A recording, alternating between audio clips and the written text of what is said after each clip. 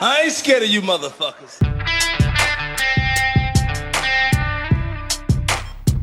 I'm on it. Hey, Freak Show! You're going nowhere!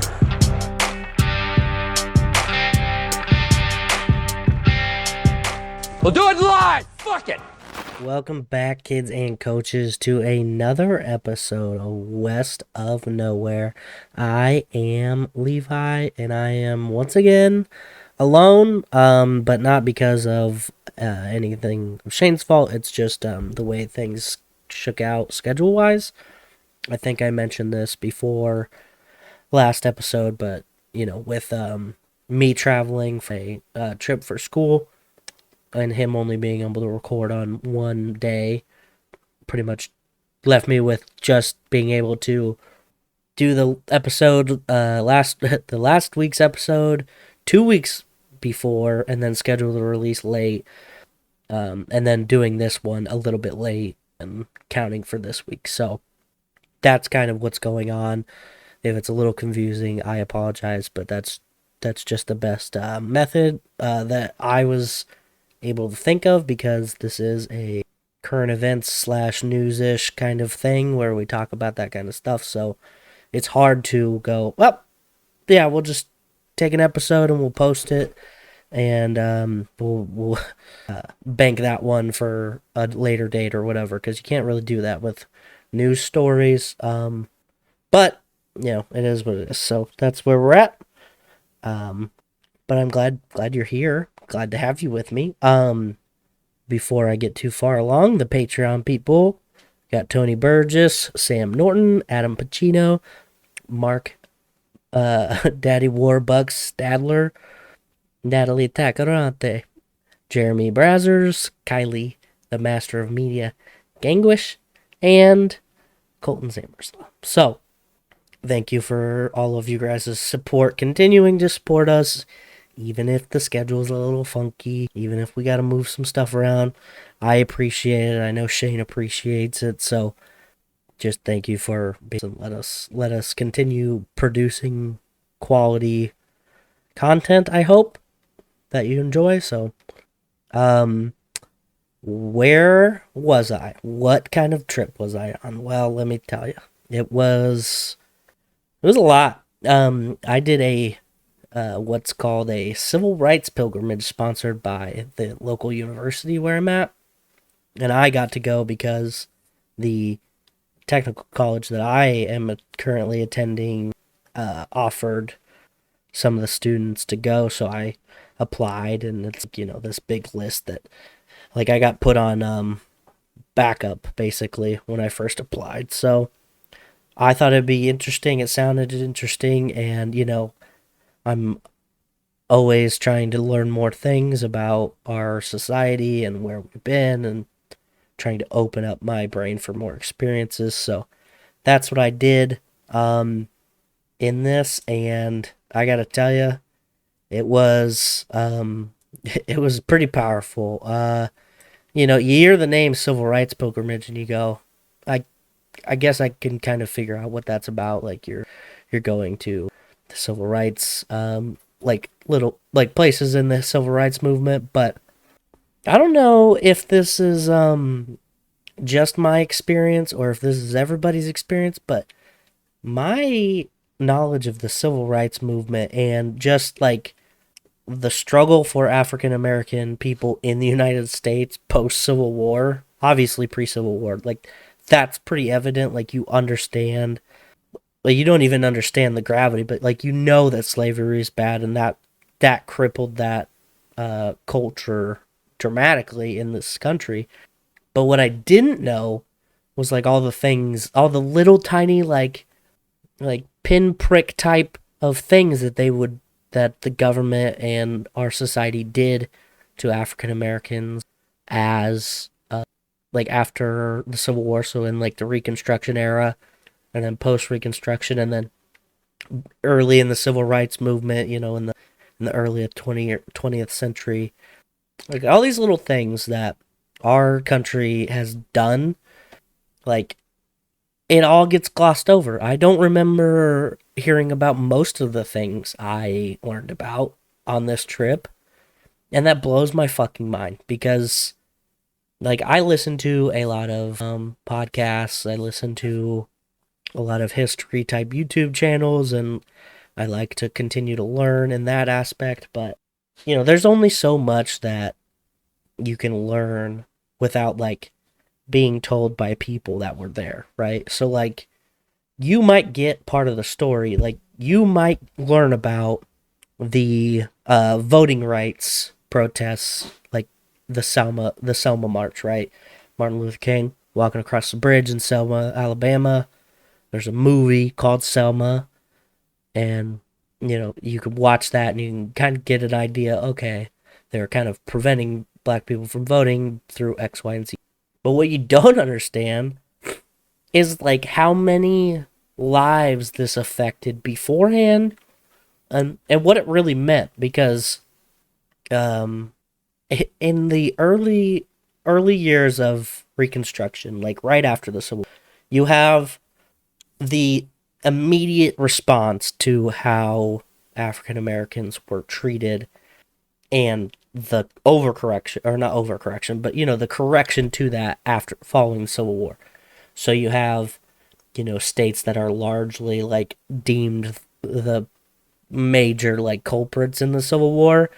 Mississippi electing their first black representatives, sending them to DC, right? You have things like that. But then you have in those same areas, like right after that, and I don't know if this is like a cultural thing, like with the white Southern, or not even white Southerners, white pro-Confederacy people who were like, okay, wait a minute, I think there's still a way that we can prevent them from doing X, Y, and Z. So you see a lot more aggressive tactics with like preventing people from voting, because you have the people in the county courts or the registration people who are allowing people to vote, preventing people because they're creating these arbitrary tests that make no fucking sense. I went to this museum on this trip, and I believe it was the Legacy Museum in not Jackson, Mississippi, in Birmingham, Alabama. The Legacy Museum in Birmingham, Alabama is one of the most like intense and like visually impressive things I've ever seen, because it paints different levels of the African American experience in history in different ways, and it gives you different ways to take in this information. So instead of it being solely like you're going to read a bunch of stuff, right? You're going to read all these things, or you're going to listen to a presentation or watch a video, whatever. There's sculptures, there's graphics, there's like maps, all these very like, I don't know. I think all of these things kind of work cohesively to paint a picture. So if you're a visual learner, it works great. If you're an auditory learner, you can also learn a lot. If you're one of the people that likes to read, you're going to learn something, okay? So, in this museum, it talks about the the test. It's not like a citizenship test. It's like the most random questions that like ask you to do very obscure things to try and see if you're qualified to vote. They just want to make sure that you have comprehension skills that allow you to vote. Now, these tests weren't given for everybody. This is this is a by needs test. So if somebody was registering you to vote at like the courthouse or whatever, and they felt that you needed this test, they would give it to you. Now, what ended up happening? Well, as you might be able to guess, it's a lot of just like really racist like people going, well, I'm just gonna give this test to every black person that comes in here. So, like, I don't know. It just fucking blows my mind, because it's not something I ever thought about. It's not like when you move cities, like I just moved a few months ago and I voted in this last midterm election, and I literally like I had some issues, but it wasn't not even like not even comparison. Like I tried to register to vote with a driver's license that's out of state, and I brought my address, like proof of address, and or two items, proof of address, and then like my social security card, and then my ID. And they're like, "All right, cool. We verified your address." I'm like, "All right, cool. Can I vote?" And they're like, "No, you can't actually vote. You need a Wisconsin license to vote." And I'm like, "Well, what the fuck?" So I had to drive to the courthouse to get my license. Even then, that's not even that big a deal. That was like small potatoes, you know. Like if somebody had sat me down and was like, "Do this test," that half the questions don't make any sense, because I did the test in the museum, and like they're the most ridiculous questions. There was at times they would do visual tests. Here's a big mason jar of jelly beans. How many's in there? That's one of the tests that they would do. Like it's not like, "Oh, we want to make sure that this person has a brain." It's how many obstacles can we put in the way of this person and prevent them from voting? And that's what they did. So that was one thing that kind of blew my mind. And in this same museum, they kind of show percentages, like they show graphs, and they show registered percentages of voters, like of black voters at the beginning of Reconstruction, so right after the Civil War. And then it just tanks because of all this external pressure on black people. Like, yeah, you can vote, but your boss is going to fire you if you do. Like, shit like that. Little things like that I never even considered. So, anyway, that's one thing. That's like one minor part of this whole thing. So, anyway, going back. First place we went is Little Rock, Arkansas. Little Rock, Arkansas, if you are unfamiliar, is the home of the Little Rock Nine, which is the first, or not the first, but one of the most famous examples of trying to integrate a school. So you have the 9 students trying to enter Little Rock Central High School, and on paper, like you're like, okay, there's segregation, and they're trying to desegregate and move into this. And a lot of the people that were like against this had arguments such as, "Oh, well, the school's at capacity, and this and this and this." No, a lot of these things that people are saying, not true. Little Rock Central High School, if you see pictures of this place, it's huge for schools today. Like it's a big school. The capacity is around 3,000 students, which is pretty big. It's never reached capacity, so there's that. It was built for like $2 to $3 million back then in 1926 or 27, and I want to say like the first initial like enrollment was I don't know, it was around 1,000 maybe. And you might sit there and go, "Well, why would they make a school so big if they knew they weren't going to need that much space?"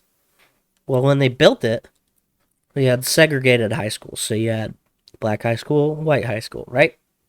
But they worked off of the same public school budget. So, state-funded public schools, if you have a budget for buildings, and one of these buildings or one of these schools takes up the entire budget, guess what you don't have? Money for the other building.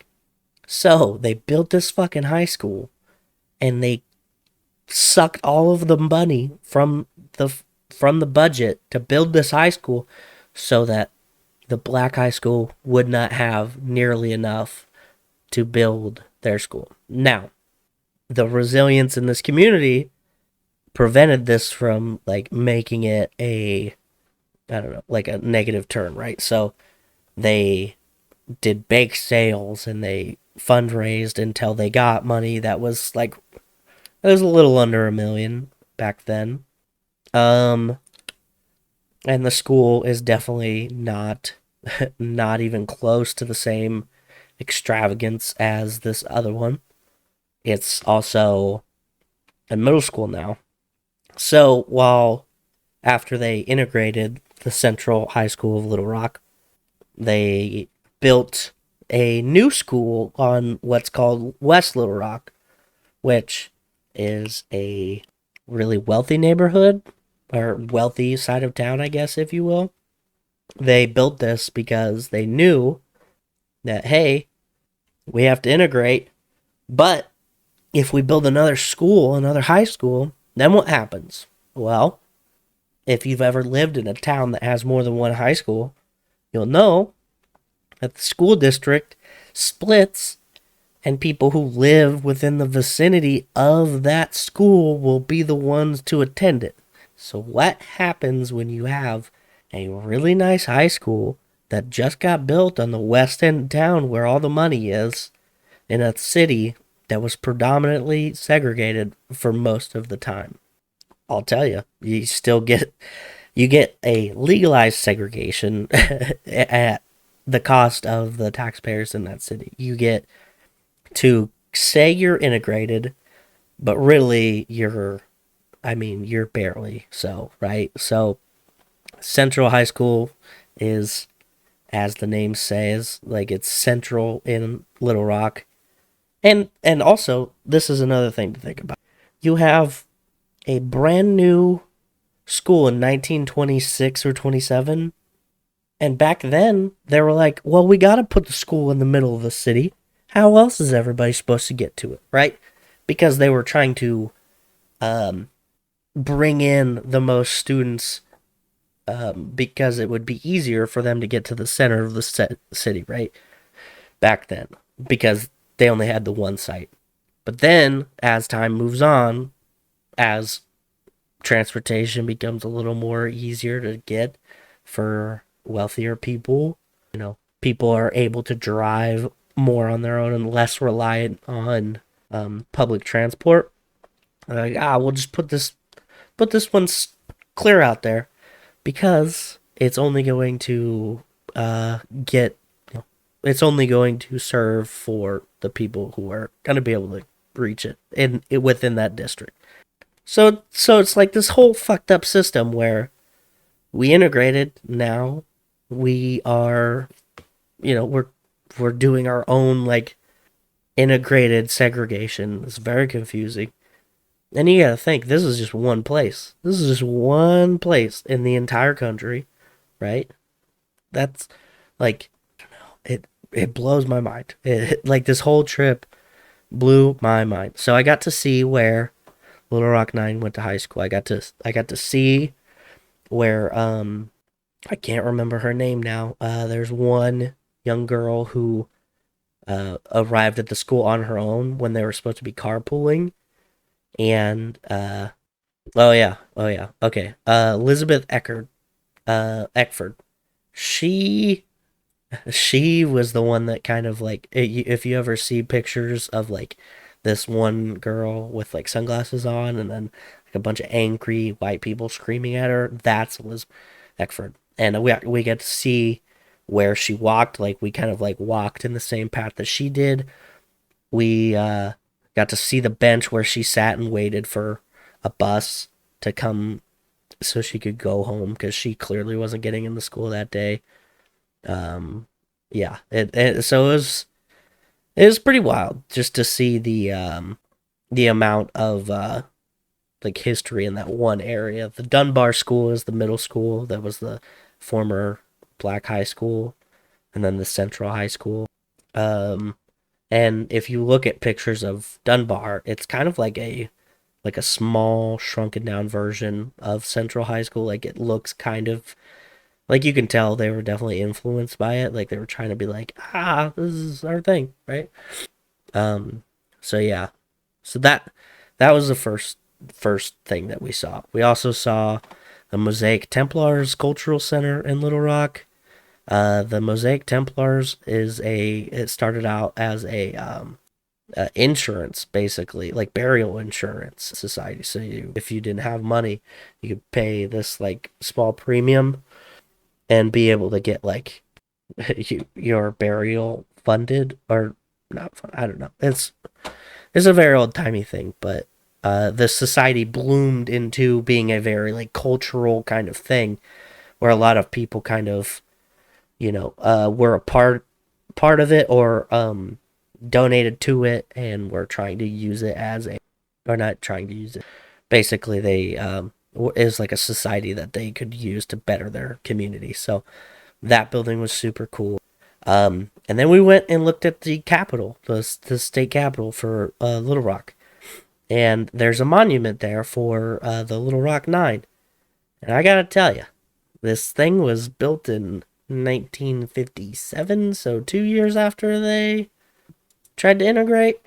And it's rough. This sculpture is rough. It's supposed to be life models of the students, and they're not life models at all. Like they're life sized, I suppose, but they're not true to life to those people. For instance, there's one student in that group who was taller than everybody else, and that does not reflected in the sculptures. Also, this rather unfortunate just depiction of them, I guess is what you would call it. Like they look like their faces look fucking weird. It's not a good sculpture. And they put this up on the Capitol, but it's not like on the Capitol grounds. It's across the street from the proper Capitol building, right? On the proper Capitol building itself, there is still a Confederate monument and that Confederate monument, like it's carved from marble. It's huge. There's an angel above this Confederate soldier, and it's very angelic, and it makes it look very nice and neat and like grand and impressive. And then you have this sad picture, like depiction of these students that are kind of like looking very sorrowful or confused, and they're I don't know. It's just a very bad depiction. They definitely you could definitely tell the amount of time and effort that was put in between one to the other, right? So it's very sad to see that, but I think it's cool that there is a monument there. Like I said, that's awesome, but man, they definitely should have done better. But you can't have it all. You can't get it all. Yeah. So after that, we went to we went in the backwoods of Mississippi, and one of the things that we saw, and I don't know if you're familiar with Mississippi at all, but in Mississippi in 1955, I'm pretty sure, a young boy from Chicago was murdered for maybe whistling at a white lady. He is Emmett Till. We saw the courthouse where they exonerated the people of all charges. We learned about how banana sandwich that court case was. Like, the sheriff from Tallahatchie County, Mississippi, was like the most vile dude I've ever heard of. He blatantly dropped the N-word hard R in the courtroom when like talking to reporters or Emmett Till's mom or like anybody that was there for the case. Like he's like, yeah, N-words, we got this thing over here for you, like all 9 seats, all, just total disrespect, right? And we got to see the outside of the courthouse where that was. Also, you're gonna be shocked to see this, but another Confederate monument in front of the courthouse of where the trial that exonerated the two who admitted to killing Emmett Till years. Yeah, that's that courthouse in the middle of nowhere, Mississippi, has a Confederate monument. And like before this, it wasn't like something where I was like adamant about we gotta get fucking rid of all these monuments, because I kind of understood that the thinking of the people that put that there wasn't going to be changed by just simply ripping the monuments down.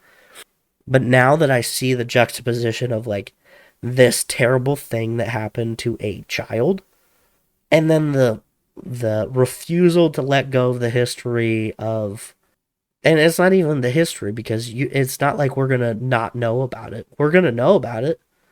It's just we don't need to glorify it, right?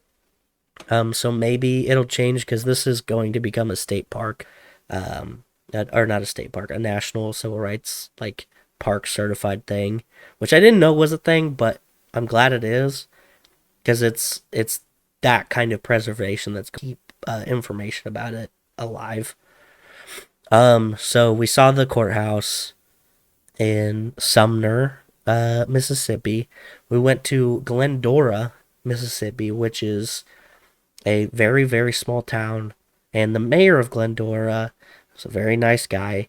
He had a book there that was cool. But that guy's dad allegedly had some, like, was involved in the murder of Emmett Till as a not a slave, because they weren't slaves anymore, but his dad was essentially like a hired goon, right? Like he was a muscle bound by basically fear for his employment, and like or worse if he spoke out or did anything against his employer, right? So the the two men who murdered Emmett Till, I can't remember their. Oh yeah, J.W. Milam and Roy Bryant. So this guy worked for one of those, and then his son is the mayor of this area, and now runs the Emmett Till Historic Intrepid Center or Ethic, which I thought was really cool. Like that they were, build this. It's essentially it's a museum that you walk through, and it's laid out in chronological order of events that happen, and there's even a replica of what Emmett Till's body looked like at the funeral, which is super disturbing. Like the just complete I don't even know. I don't even know the words to use. It's so crazy, because you can look at pictures online. There's only a couple of his actual body, and you're like, what the fuck, man? Like, this is a 14-year-old kid. And in the court, they were like, oh, yeah, well, he's a man, blah, blah, blah. Like, the lady, Carolyn Bryant, she's a piece of shit. She made up this whole story about how he, bent her over the counter and, like, held her down and blah, all this crazy stuff, and was describing him as if he was, like, a 40-year-old man. But if you look at pictures, you can see he's literally 14. Like, he's a child. You see his face and you go, yep, that's a kid. And this bitch lied about, like, and that's the only time she said that had happened was in the court. She never told her husband beforehand, never told her husband afterward, never did anything to rectify that story or anything. So her word is bullshit, basically, as far as I'm concerned. Also, the store in which this alleged thing happened, like, you can tell this community just wanted to bury this thing, because this store is so fucking, like, run down, collapsed. Like, you can't even tell really what it was now. But then there's this gas station, right, that's like kept in line with like how it looked way back in the day. And the hilariousness of, we're going to make sure this gas station stays pristine, right? We're going to make it look like it did in the 50s. And then there's this grocery store. And if you didn't know what had happened to Emmett Till, maybe you would be more inclined to keep this grocery store around. But weirdly enough, we all know what had happened to him. And now, look, oh, wouldn't you know it? This grocery store's in ruins. Like, it's almost like they're trying to bury the history. That's crazy. In line with burying history, we learned about the marker for his grave, or not his gravesite, the marker for where they found his body is like, if you ever see historical markers for different things in your state, chances are they're like either on a post or two posts and they have the main placard in the middle. Pretty simple, and there's really not that much use for a bigger one because it's like, oh yeah, we know, it's fine. Nobody cares about it. It's like people read it every now and then. Maybe you replace it when the paint fades, maybe. But the marker for his where like the precursor marker that goes, hey, if you go a mile or two up this road, that's where they found his body. And then there's a marker there. Those two markers had been shot up like 3 times on separate occasions. They have been replaced each time. Now, the marker on the side of the road, it weighs 500 pounds, okay? And the one that's at the death site also weighs 500 pounds, and it's bulletproof because people kept shooting it, because people want to fucking get rid of the story. And if you live in an area like this and you're like, I get it, like, this is just a stain on whatever. No, fuck you, dude. Like, you don't get to erase parts of history because it makes your city look bad, or your, not even city. This part of Mississippi is really depressing. It looks bad anyway. But the real reason why you would attack something like this is because you felt, and maybe your dad or your dad's dad, somebody felt a certain way about what had happened there. And I'm going to go ahead and guess they probably didn't disagree with what had happened, which is unfortunate because your family's a piece of shit. But, if you're trying to prevent people from learning about this in an effort to, stop people from using this information to move forward, because it's not like, Emmett Till's mom's dead. She never had any other kid. It's not like she's campaigning to have Mississippi exploded. Or it's like, no, I just want people to know what these people did to my son. And there's a movie called Till. In this movie, she describes this situation of like, I thought this was a different planet. Like, as far as I'm concerned, this was a different planet. And that's how I thought about it too, until I went down there. And I'm like, this could have been any of the small towns I've ever been to. Like, it's not this distant place. It's America. It's small town America. And that's like the unfortunate truth of it. But that's how it is. Or that's how it was, right? So, that had happened. Anyway, yeah. So, there's another museum in Mississippi in Jackson that we went to.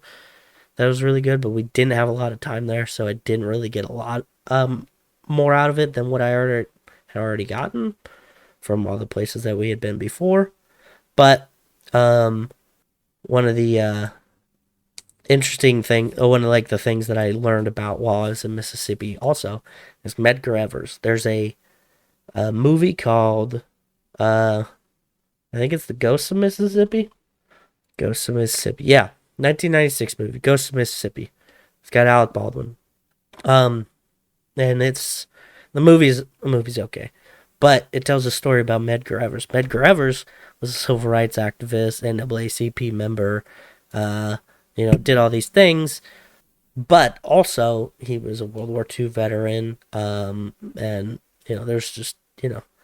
there's a lot more to his story than just being part of the NAACP. But we went to his house, where he was gunned down from across the street in the back. This fucking racist piece of shit shot him in the back. And I kind of wonder if he shot him in the back because he knew Medgar Evers, one-on-one, World War II veteran. Probably wouldn't have won, right?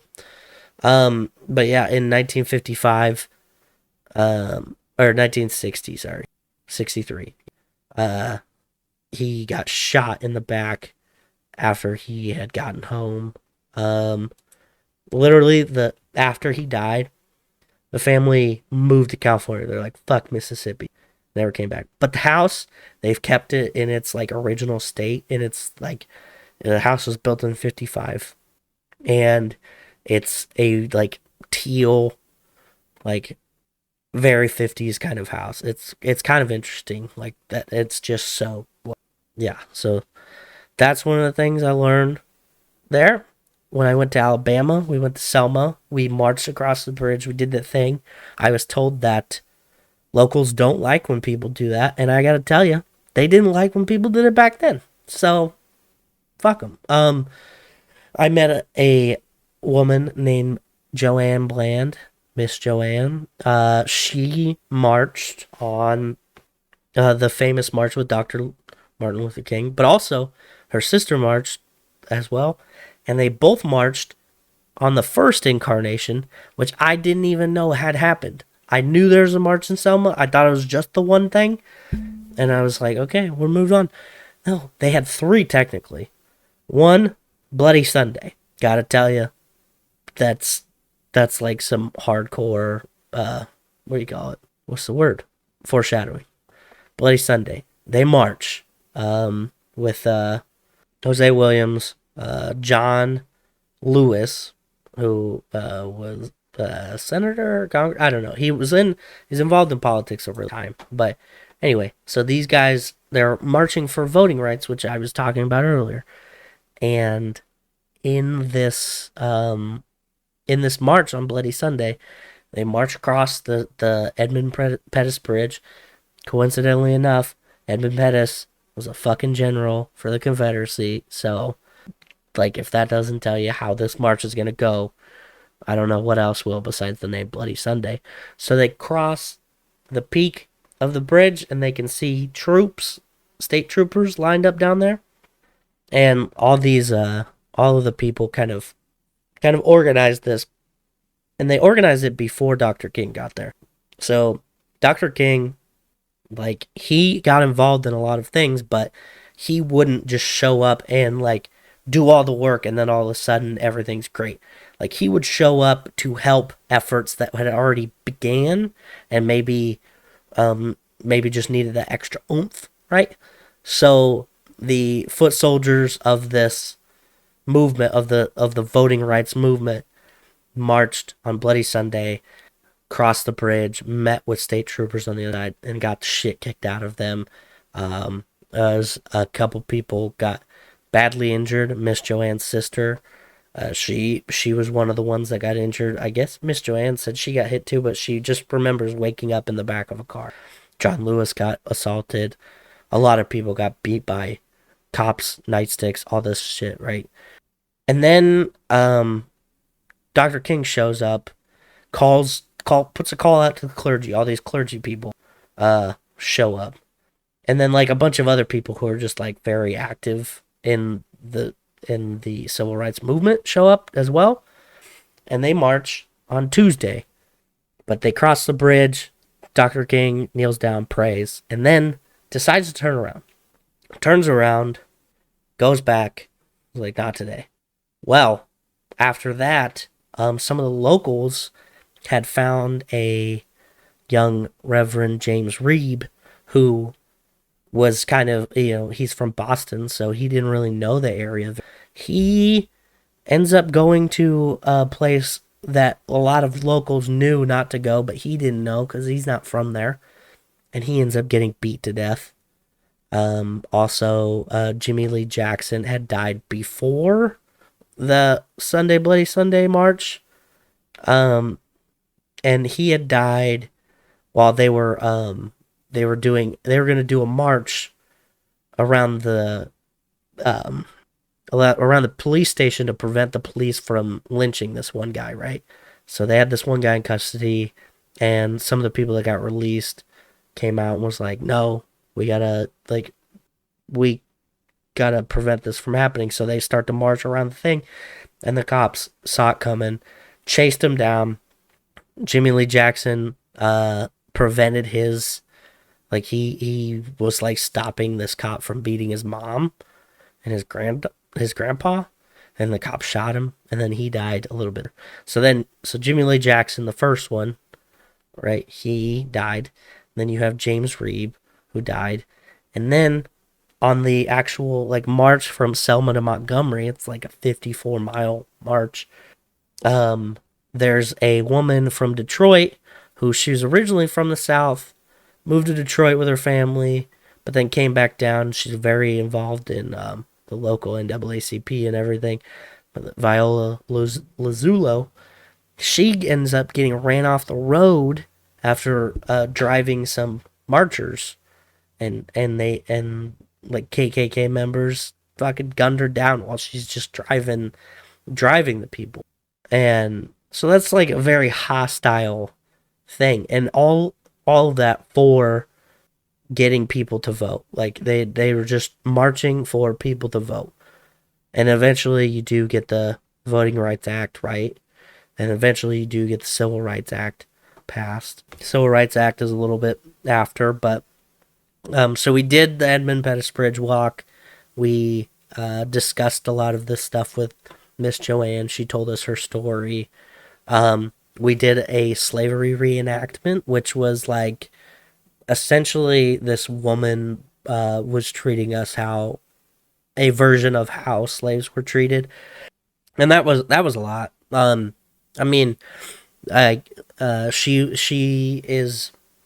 she's trying to combat the happy slave narrative that is, which I'd never really heard before until, like, I guess there's some parts of me as an adult had heard from shitty people that were like, oh yeah, black people love being slaves like that, blah blah blah, which I think I identified as an adult like that's no, there's no way, dude.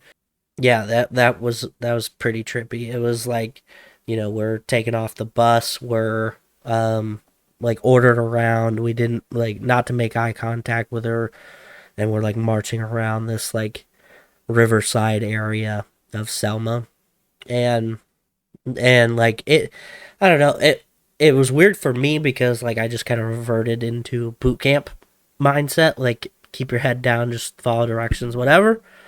But there's, a lot of other people who had some very intense experiences with it, which I get. It's very, it could be a lot. I'm sure. I don't know. Like, I had this idea of what it was going to be and then what it ended up being, and I'm definitely glad it was different than what I was thinking, because I think it would have been very mentally taxing. But I think that that's something that probably should be mentally taxing, right? You don't want to have a slavery reenactment where everything's like, oh yeah, this was kind of relaxing. So yeah, after we did that, we did some community service work in Selma. We cleaned up this area that's going to be the Foot Soldiers Park. We scooped out weeds from the concrete. I swept up this basketball court. They painted this building. Unfortunately, there was a tornado that went through Selma right after, like the next day. And so that was pretty sad because I don't know. Well, obviously, it's sad for the community itself, but I know they were trying to make this park happen relatively soon. And so I know that that's kind of like a step in the wrong direction, but yeah, I don't think anybody in Selma died. I think there's people in Alabama that died from the storm, so that's always sad, right? But I saw some pictures of some of the wreckage and it looks rough. So, yeah. So after we left Selma, we went to Birmingham as the marchers did, but we drove. And in Birmingham, I said we went to the Legacy Museum, and we didn't get to take any pictures, but that fucking place, like I said, was so intense. Um, there was just so many. There was like holograms that you could like see stories. There was maps showing you where slave grouped cotton, like slave produced cotton would be stored and sold, and then like there's markets, squares where they would auction slaves, and there's like all these things that they were identifying within just Birmingham itself.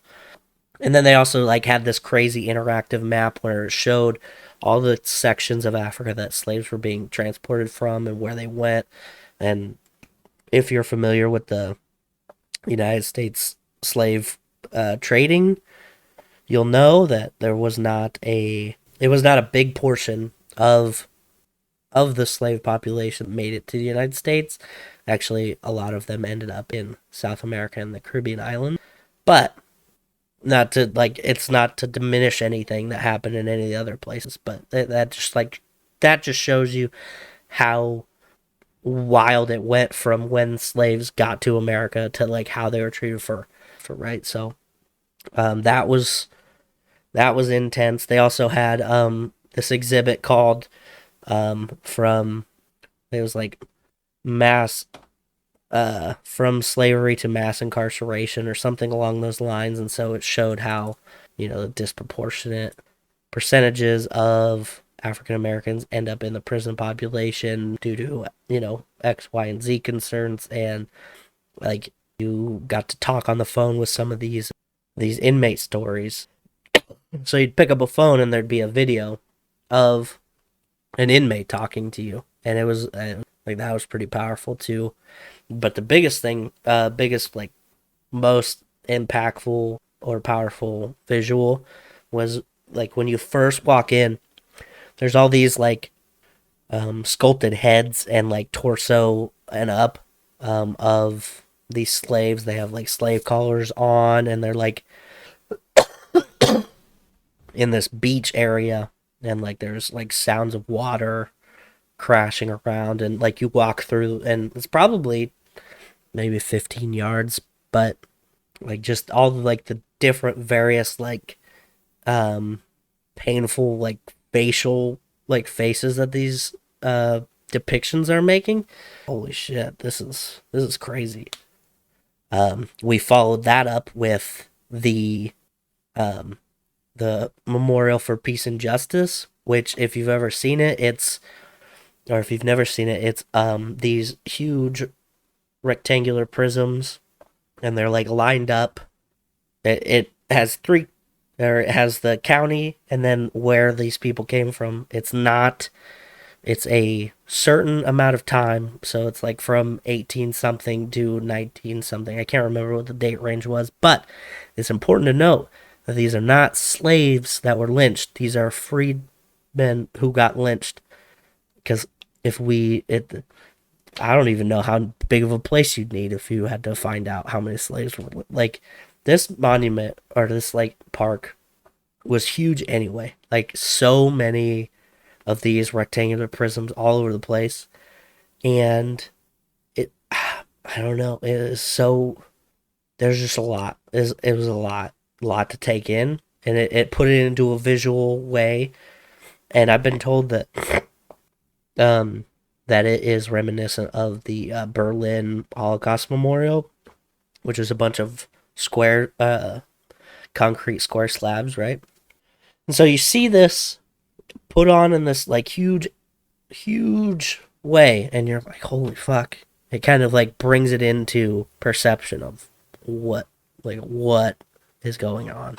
And it was a lot. It was intense, and there's some stories. There's stories of a guy who he got lynched because he refused to let a white guy beat him in a fight. That's the whole reason why they're like, fucking kill him, dude. There's another guy who was killed in 1908 because he had a white wife. So there's that. There's a man who was lynched in 1909 for suing a white man who killed his cow. So just like it really paints the perspective of these are just like the most obscure reasons, and they probably weren't just like none of it was justified, right? So yeah, that was Birmingham. In connection between the Legacy Museum and this one, they have markers that they've began putting up in different locations of where specific people were lynched. And in the Legacy Museum, they have jars of dirt from those locations, and they have the whole thing, like this whole area of all these jars full of dirt with people's names on it and where. And you can see like the vast changing, like all the different sediment types and like the colors, and it creates this visual like interpretation of this was not just one area. This was like all over the place, you know. So pretty crazy. After that, we went to the Tuskegee University, Booker T. Washington's home on the university. Tuskegee University is a historically HBCU, right? Historically black college. And then we also went to the Tuskegee Airfield Museum, which is the Red Tails, right? That's where they trained and everything. The university was awesome. The gentleman that did our tour was very informative and he very charismatic, and you could tell that they care a lot about the university. So that was a fun thing to do. We also toured Jackson State, but that was a self-guided thing. We just kind of walked around, and then we toured Ole Miss on the way back, right? After we left Tuskegee, the next day we went to Atlanta, Georgia. In Atlanta, we got to see Martin Luther King's birthplace, his like the house that he was born in, and then also his memorial center. There's his and Coretta's tombs, and then there's a whole park, and this is like the National Civil Rights Park. This kind of setup is the one I was talking about, the Mississippi one with Emmett Till. So I thought that was cool to be able to see, like that's what's kind of going on with that area. So instead of it being, you know, like a national park where, you know, we learn about geysers at Yellowstone, it's rangers giving tours about about like Emmett Till and everything. But yeah, so there's the Eternal Flame, and then there's the reflecting pool, and then his and Coretta's tomb sits on the reflecting pool. And in this museum, there's like different videos that they were playing. And one of the videos that I watched, I was like blown away by, because I'd never heard this speech before. But this speech was recorded 2 months before he died, to the day. And he's talking about his like what he would want for a eulogy. And fuck, man, watching that, and they played it at his funeral when he died. They're like, oh well, he said this is what he would want, so here it is. So they're playing this, and then you're seeing like what you're seeing the funeral procession and everything. You're seeing like Jackie Kennedy, Robert Kennedy at the funeral. You're seeing Coretta, and like you're seeing everything happening, and then you have this speech playing in the back, and I just start crying. I was like, this is a lot. This is a lot. Yeah, it was intense. Like, I don't know. Obviously, he was a great speaker, and everybody should know that, but holy shit. Like, having all that tied together really solidified for me, you know? Like, it definitely was like, okay, this was intense. This was an intense thing, right? So after that, we went to Memphis, Tennessee. This was pretty much our last stop.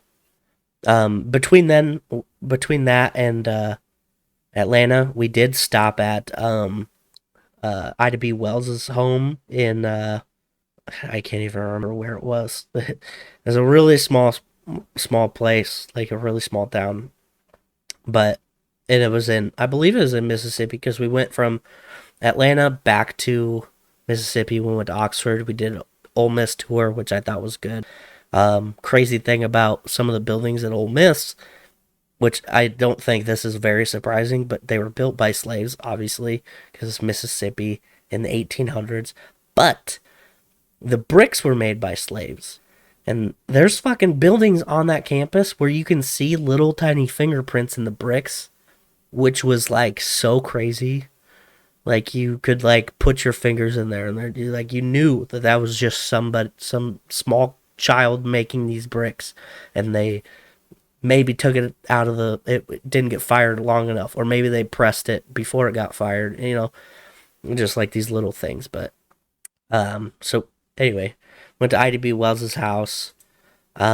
We did a tour in Mississippi with a woman from the area, and I can't remember how much I did, but we went to WC Handy's house and got a tour after that, and then so from WC Handy got a tour Memphis. Yeah. Oh, also random thing. We stopped in Tupelo, Mississippi, for dinner one night and saw Elvis Presley's birth, which I thought was kind of crazy. We didn't go to Graceland. They teased it, but we didn't. Anyway, yeah. So back to the thing. We go to Memphis, Tennessee. In Memphis, we had a night to ourselves in Memphis at night, and we went to Beale Street, and they gave us the option to have dinner. A lot of people went to BB King's restaurant. I did not. The line was too long. But the next day, we did this tour with this woman, and went to WC Handy's. Elaine Turner is the woman's name. And so we went to WC Handy's house. We also went to the Slave Haven Museum, which was a house bought and paid for by I want to say, I can't remember. I want to say it was like the Burkle Estate or something. It had like a crazy name. But anyway, this guy bought this house, built this house, and he was like, "Hey, I think slavery's kind of fucked up," because he wasn't American. He's an immigrant, but he had money, so he built this house, and then he built into this house like different like hiding spots. So this house was part of the Underground Railroad, right? So that was cool, seeing like the little like the smuggling spots that they would like hide runaway slaves in, and these they could be in there for a while, but it was just interesting to see like the different mechanisms that they would use. Like it wasn't anything like crazy, no Star Trek kind of things, but they did have just different like small things that you wouldn't think about, like in the crawl space in the basement there's like access points, and one of the access points leads straight to the front yard. So if you were in the basement hiding from somebody in like this trap door that nobody knew was there, climb into the crawl space and then out in the front yard, and then so that was cool. And then the end of the day, or not the end of the day, middle of the day, we go to the National Civil Rights Museum in Memphis, Tennessee, which is built on the Lorraine Motel, which is the motel that Dr. King was shot at.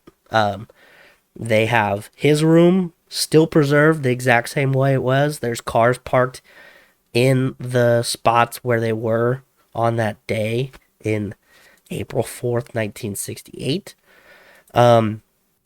There's his room, and then 2 rooms down, and those rooms are like exactly the way they were, and then the room in between is like the walkway, like so you can, and they're behind glass and temperature controlled and everything.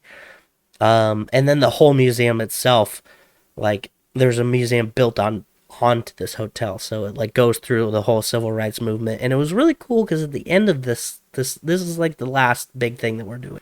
But by this time, we had already hit so many civil rights museums and like talked to so many people that like there was a lot of this stuff that we were like, okay, yeah, okay, yeah, okay. And so we knew in our group, quite a bit of this. So we just, we were able to kind of move through the museum a lot quick. There's definitely still stuff I learned about. There's a whole Black Power section in there that I thought was awesome. Like it talked about music empowering Black people, different athletes, or like the Black Panthers, different movements that were trying to make Black people proud after MLK was assassinated. But yeah, so being able to see the location, you see there's a chunk of concrete pulled out of that balcony, and I wonder if they took that's like a Smithsonian where his blood was, but like you can see from the visitor area between those two rooms. They can see out the window. You can see where, like, the exact spot where his body was from, like, pictures. You can look online and see, like, where people are pointing across the street, but then you can see his body laying on the ground. Like, you can see that balcony straight out of that window. And then you can see his room as it was, room 306. And then they also have across the street, they have made a museum from the building where the guy who shot him, or I guess, I don't know. There's the guy who they were like, yeah, this guy killed him. But then there's also, I don't know. they're like, they frame it like it was that guy, but I don't know, man. No, he came out, was like, I didn't do it. And then everybody else was like, I don't think he did it, man. So I don't know. I think the FBI took him out personally, but that's not this. That's not the point of this episode. So you could go over there and you can see the bathroom that the shooter shot from, still as it was. There's all the evidence that they have in like glass cases, and you can see all the different things.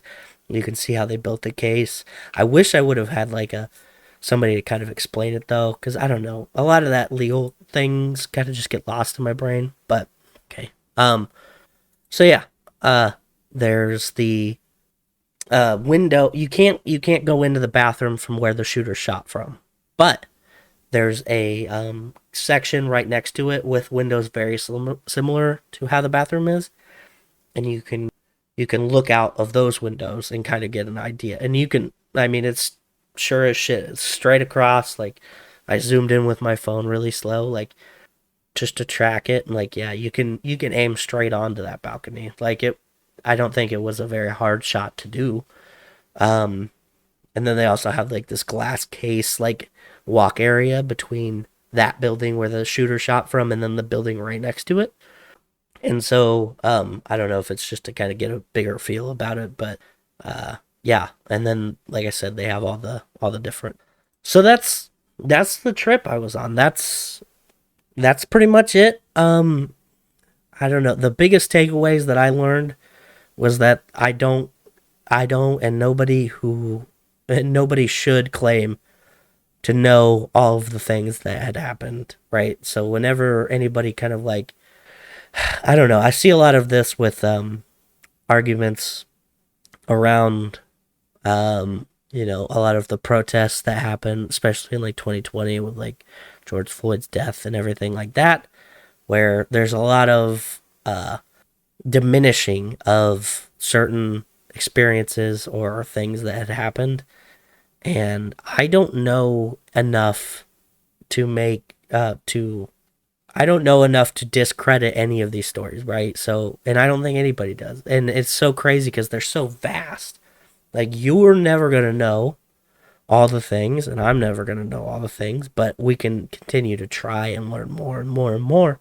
And that's the whole reason why I went on this trip. Like, this seemed like an opportunity for me to get like some ground level, like, knowledge. I was able to learn more about the civil rights movement than I had ever anticipated knowing.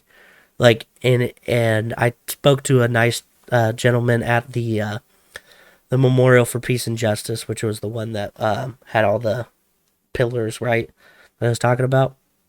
And he was like, everybody comes here and goes, yeah, I just had no idea. Like school just didn't learn enough or whatever. It was like, everybody comes in and says that. And, you're never going to get all of the information, but you can continue to try and learn more. And I was like, okay, I get that. Like you can definitely say, schools don't teach all the things that they should. But then also they don't have enough time or resources to teach all the things, right? Like, I remember learning so much in school, and a lot of the things that I learned, I think, definitely got shifted around or maybe pulled because of some whatever reason. And then they're like, okay, you're going to learn about this instead. And it's so crazy. Like, this trip taught me a number of things, but most importantly that, like, if you're in a search for more knowledge, you're going to be continuously looking and learning, which is good. Like, you don't want to, if you ever get to the point where you're like, I know everything, then you probably fucked. You know what I mean? So I think it was good in that aspect. I also think that it gave me a more um a more intense appreciation for a lot of the hardships that people went through to get our country where it is now. Like, our country was founded on slave labor, and the economic growth and why our country became a predominant, like, economic power following the Revolutionary War is because we had people that were not getting paid and were just being worked to death to build this country. It's so crazy. Like, between that and just the complete like total scheming against the Native American population, like, no wonder we had so much fucking money. We stole a bunch of shit and then we never paid people for shit, you know? Like, obviously we would end up on top. If you found a company with zero, not zero, I guess they technically bought the slave, but if you found a company and you had like a very small margin of your revenue that went to workers, and then another small portion of your revenue went to land, real estate. Like, I would hope that company would be the fucking powerhouse, right? And one of the critiques on like other global powers like China, for instance, is how they abuse their workers, and they have so many, like, sweatshops and work camps and things like that. That's modern day slavery. Like, that's the same fucking thing. No wonder they're doing so good economically. They're having whole work camps of political prisoners do work for free.